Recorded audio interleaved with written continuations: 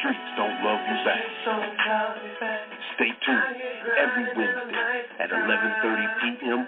Eastern Standard Time, 8:30 Pacific, with your hosts, Boyd and Lucinda, for the hottest talk show in existence. The streets don't love you back. I gotta do right before they call me home. Good evening, and welcome to the Streets Don't Love You Back radio show. I'm your host, Lucinda, with my co-host, Boyd, and our topic is, as always, the streets don't love you back. Join us every Wednesday night with real people, real stories, and real changes, as we hear the truth about gangs, drugs, violence, abuse, and other life issues. We have a great show for you tonight, so stay tuned in to the hottest radio show worldwide. Welcome, everybody. Tonight, our guest is none other than Daz Dillinger. He's an American rapper and record producer. In the 1990s at Death Row Records, he aided the catapult of West Coast rap and gangster rap into the mainstream. He is one half of the rap duo, Tha Dogg Pound, along with Kurupt.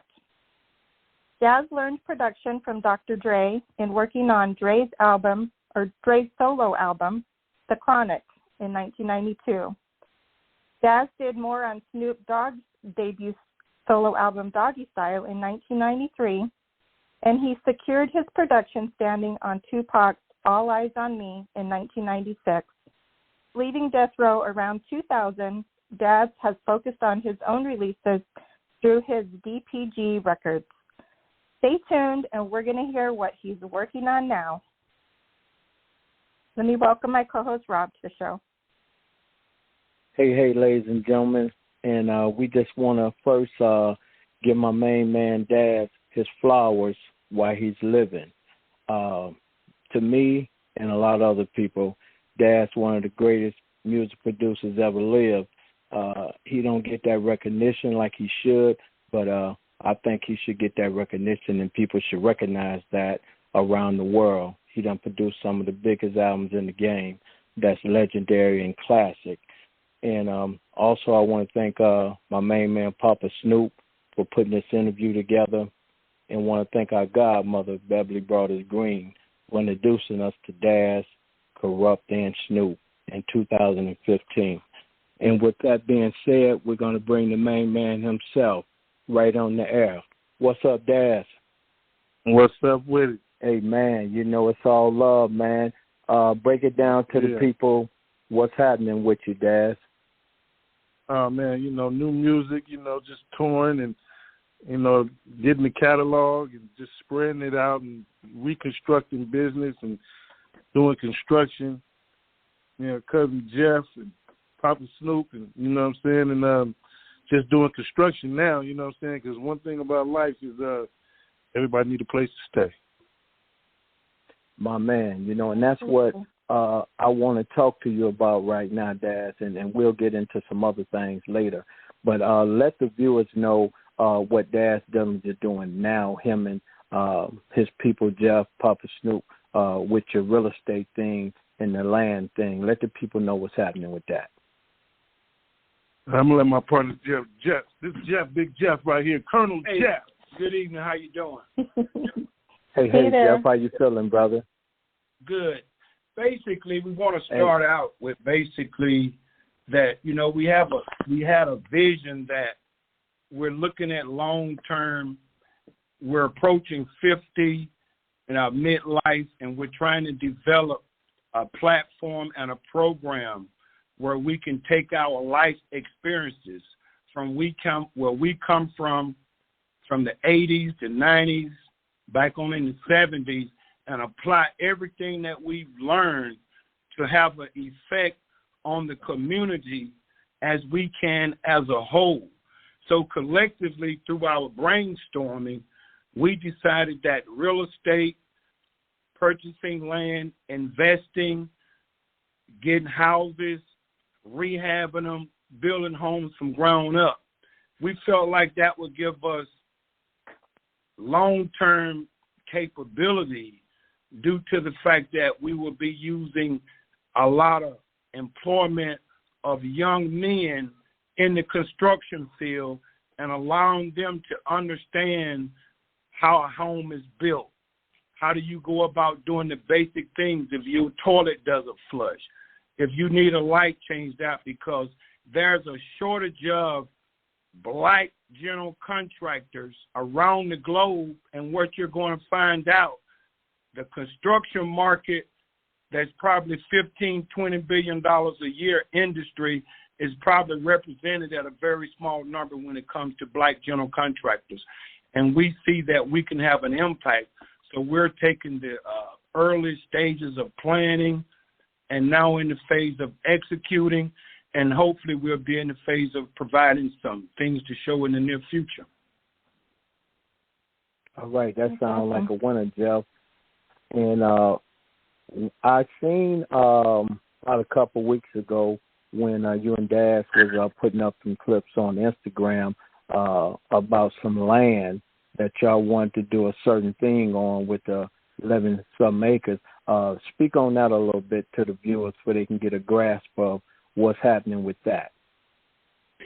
Like arena somewhere we can throw our own events and, continue to make money with different events, basketball, community events, and all that. So, Right, and I heard you looking for investors as well, you and Jeff, Daz. So if someone wanted to reach out to you and Jeff on this situation, how would they email you or reach out to you to say, hey, I want to be a part of that? Just hit me on the DM or hit Bodie and Jeff on the DM, and we're going to get right back with you ASAP. You know what I'm saying? And just my man. Creating new avenues and, exploring, doing something that we, out the norm.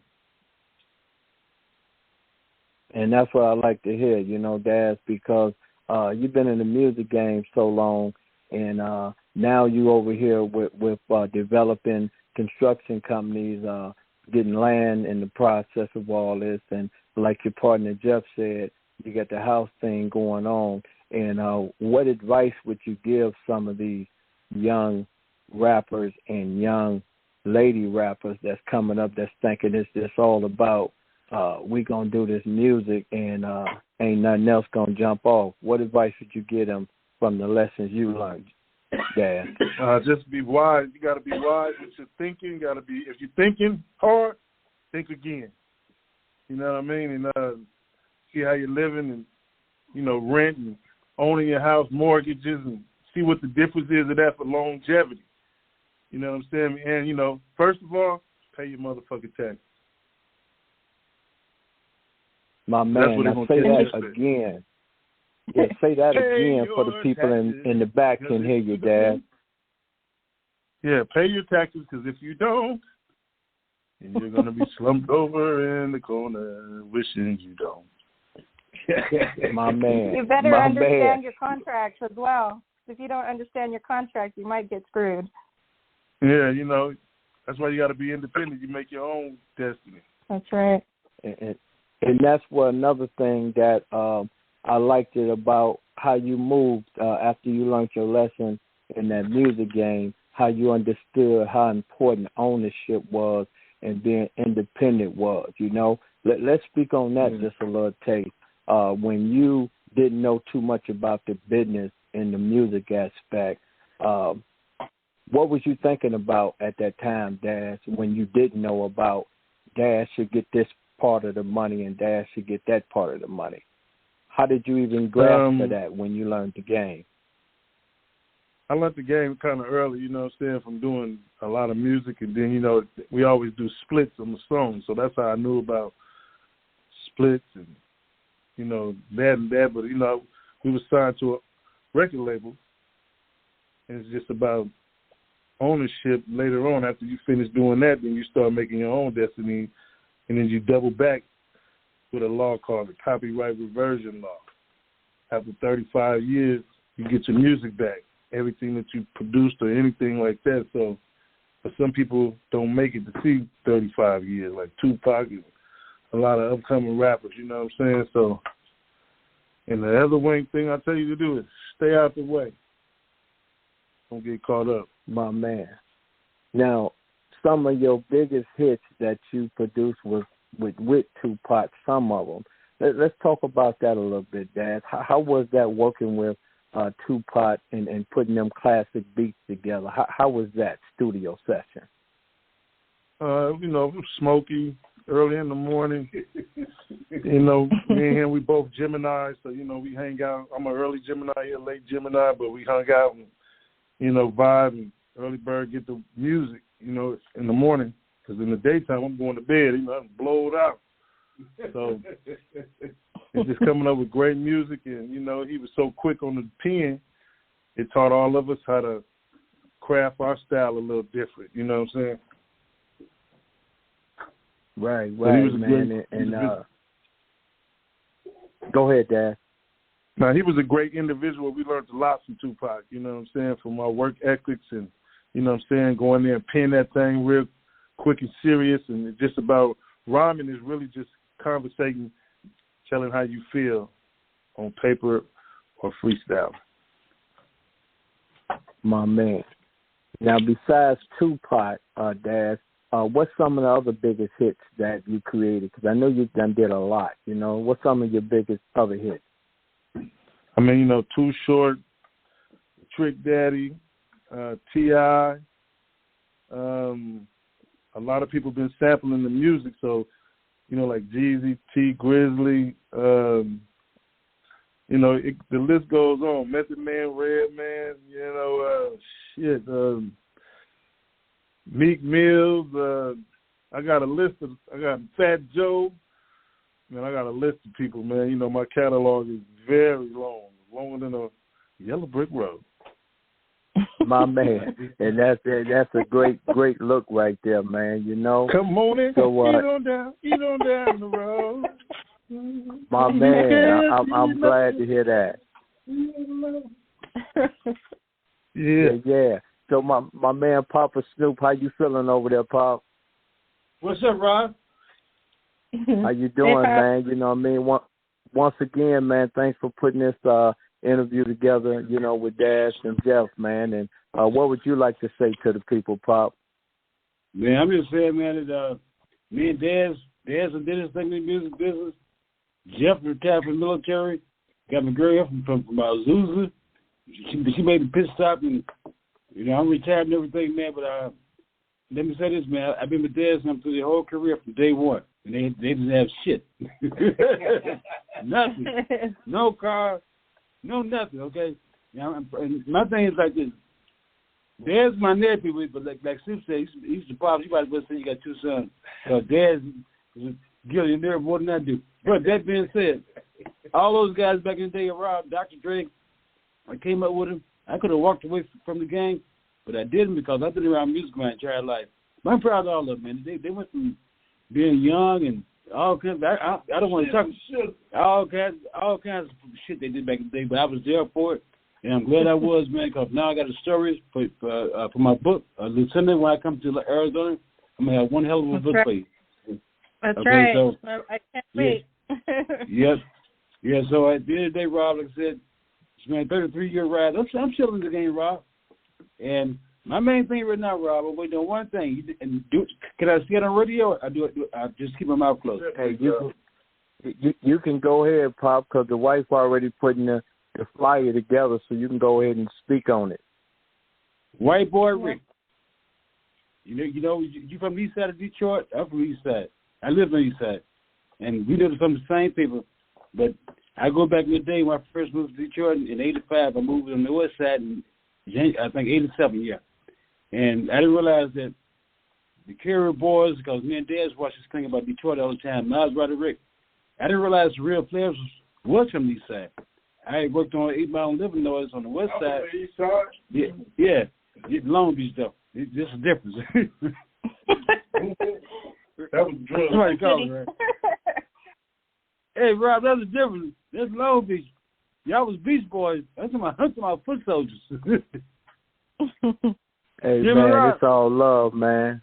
It's all love, that being man, said, for sure, Yeah, that being said, Rob, like I said, Just waiting to do whiteboard, Rick. I cannot wait to go back on the east side, man, walk down memory lane. I'll leave you right there. My man. Well, you know, we appreciating that Pop going to be on Trapped in the Hood, episode 8. We're going to go back home to my hometown, and we're going to reminisce through the east side where Pop was at and where I come up at. So episode 8 is going to be real good. Trapped in the Hood 1 through 7 is available on YouTube, and we done won so many film festivals around the world now in several countries and here. So we definitely are grateful of how God's moving with that, you know. And with that being said, we're going to go back to our main man, Daz, you know. Daz, speak on that again as far as your construction, you and Jeff, and tell the people how to get back at you if they want to invest in what you got going on. Yo, what's up? This is Daz Dillinger right here. Check out my partner Jeff right here. He's going to kick some game for you. Holla.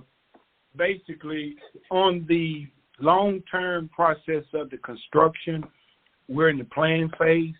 If you have a strong interest, serious inquiries only, DM, make contact. We get you the information that's needed because the information will be disseminated to those on an only need basis only. And the goal is basically that eventually in the next 24 months, we plan to build anywhere from 6 to 8 homes, single-family homes, duplexes, and we're also looking to maybe build a 48-unit complex. And most of these properties are in proximity of 20 minutes to the Atlanta airport. And what's happening in that area is due to the large, vast downtown Atlanta, with new construction, they're now having most of those people to move on the outskirts of the city, and affordable homes is becoming a challenge due to the fact that Atlanta has a lot of major events coming in the near future, like the soccer, the FIFA, coming in 2026, and I think as that becomes more like an international event even more, the demand for small single-family homes, affordable homes, is our primary focus so that we can try to provide some kids in middle school, high school, some job training opportunities, some community service time, and try to get more kids involved into considering the construction field and at least give them an opportunity to explain it or understand it and try to, you know, get hands-on. And our goal is really to look at it from a standpoint from licensing, from bidding on the job to turning the soil, cutting the tree down, doing everything until you get the key to open the door. And also we're looking at long-term financial stability for the next 30 to 40 years where this income will continue to grow, and it should be generational wealth for the kids and in the family due to the fact that you can't make no more land. So what we did backwards is we acquired land first, and now we're looking at the ways to move forward. And we're in the planning phase right now. And once we come out of the planning phase and we look at the specific rules and the regulations and zoning requirements, and once we meet all of those criteria and we get a final set of drawings, then we will flip the switch and, you know, start the construction. And again, the goal is to work in an area of single-family homes for affordable. We're not going to try to charge no more than $1,000, $1,200, $1,200 a month. Something that's affordable and something that's still new construction, so that some people may or may not ever get that opportunity. So that's one of the ways where we see we will be adding value back into the community, and we also will be making a difference because in most cases, if you go to some of these neighborhoods, you don't see contractors out there building every day. Most contractors are building for larger projects and projects that are most times unaffordable to the people in certain geographical zip codes. And areas that we focus on is like 99.9% free lunch. Those are the areas that we try to work in and try to give some of those kids an opportunity. And we're going to try to build some homes and try to be active in the community as much as possible. Without trying to get killed. Right. My man. That sounds like a definitely good winner right there, Jeff, at what you and Daz got going on, man, because we need more of that in our communities across the country. And glad you all starting right there in Atlanta, because a lot of these youngsters, they don't know nothing about building or construction. A lot of them just know about where they come from in the streets, and nobody's teaching them nothing. So you have to know both sides of the coin, right and wrong, and get focused on some things. So we commend you both for doing that down there, man. And I'm going to go to my missus and ask her, do you need to ask Jeff and Daz anything? I was just going to mention to Jeff and Daz, don't forget the men coming out of prison. A lot of them been in there for, simple drug offenses, nonviolent offenders. And they've been in prison for a while, and they're coming home, and they need to learn these trades so that they can work and not go back. We're trying to end that cycle of sending people to prison. But if they come back and they don't have these skills and learn these trades, they're going to end up back in the same situation. So, maybe a reentry program that you guys might even be able to get a grant for to help these men to learn these trades and help you with, all your construction. That would be awesome. Yes, that is a goal, to have those transitional programs to where we can hopefully they can start reaching out to us as we work with the leaders. They can reach out to us and we can start the dialogue, and they can start, getting information, reading. And if they want to come out, for example, we have areas like we do roof jobs, we do installation, we do electrical work, we paint, we do drywall, we do windows. We do HVAC, we do plumbing, we do counter cabinets, we do doors, we do landscaping, we do basically any type of construction. Any type of construction that's needed, and we're trying to make it so that the homeowners can also understand the process. If you have to do an addition to your home, or you need a deck. In some cases, we may not do the job for you, but we want to make sure that you get the best quality job for the money that you're going to spend. And we also want to make sure that we let the community provide some job opportunities. Some of the jobs that we have are just labor jobs. They don't require skill. But like if you want to be a plumber, then you're going to have to work toward a license. If you want to do HVAC, then you're going to have a license, because those skill sets, you can work as a labor, but before any permits or license, anything will take place, you have to be licensed. But all of those trades have entry-level opportunities for anyone that has the right attitude and someone that wants to learn. So attitude will get you in the right place, and if you're willing, with the support that we can put around you, you can be successful, because I'm also thinking some of those people are going to need a place to live when they come out.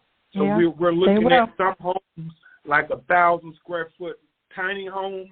So we're looking at some different alternatives where we can increase the number of homes that we put in a particular area, because they're now giving some modifications where you can build, a tiny house once we sort through all the different zoning requirements. Right. I think and that's great. Definitely good right there, Jeff. I do have a question for Daz. Help. A couple of questions. Go ahead. So, Daz, I wanted to know, through your music career up to now, who was your biggest supporter, and who's the one that would put you in your place and tell you the truth? Papa Snoop, my mama. Rest in peace to Mama. Your mama? Yeah, definitely. And what was the biggest? What was the biggest life lesson that you could say that you learned through all of it? Having patience. Patience is a virtue. Yes, it is. But you got patience, you can live through anything.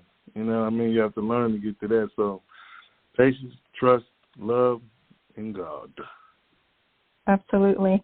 Well, we're proud of you, and I'm really glad to see that you're out doing what you're doing. It truly is all about having fun, but being self-reliant, because we really can't depend on a lot of other people. We have to make our own way in this world, and the way things are, it's been pretty tough.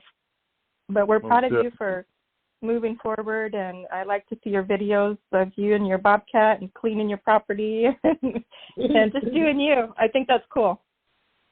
Oh, yeah, for sure. I appreciate it. Yeah, man. And I just want to say to Daz and Jeff, too, we can help in that one field with the inmates coming back to society when that's ready, because our program, the Streets Don't Love You Back Life Skill Intervention Program, is in 168 prisons around the country. And we back that program with our own money. And we've been doing that for 13 straight years. And we in a whole lot of prisons in California as well. So it's a lot of inmates we deal with that's former gang members, still gang members, and I keep close in touch with all of them on JPay, and we've been doing a lot of good things. They teach our program in the prison system, and we also deal with the Lifers Association in the prison system. So we've been doing that a very long time, and we just want to connect with people that's about helping those that's coming back to society too. So we commend you and Daz for rocking with that too, man, you know? All the time, man. I appreciate that. Always love, man. So any shout-outs you, Jeff, or Papa Snoop like to give Daz? We appreciate this interview, man. Oh, man, it's all good. Keep God in your life. Keep him first. Make it to the end of the year. It's almost here, baby. You keep on pushing, man. Halloween coming. Stay in the house. That's right. These motherfuckers are going crazy out here. It ain't nothing but the kids. Real. Safety is always in season, and I think, Daz has a good vision, good platform, and I think the collaboration of the energy and the positive environment, and with Papa Snoop and guidance, so you got 70, 60, and 50. So you got over 50 years of experience of trying to package something up so we can at least prepare the next generation and enable those of a better situation than yesterday. So that's what we're building, a better tomorrow. My man, Jeff, any last shout-outs for you, Papa Snoop? Yeah, man, I want to say hello. I want to give a shout-out to Detroit East Side, Houston, Whittier, Yorkshire, White Hill Street. And I want to give a shout-out to my whole family, my family, Snoop, my grandkids, sisters, brothers, my entire family, period. That's what it is, man. So, hey, once again, man, we appreciate you, Daz, and Jeff, and coming on the show. Y'all have a great day, man, and one love, and peace out, man. God bless. Hey, Rob, okay, dude. All right, for sure, man. I appreciate the love. Thank you. All right, all day. Bye-bye.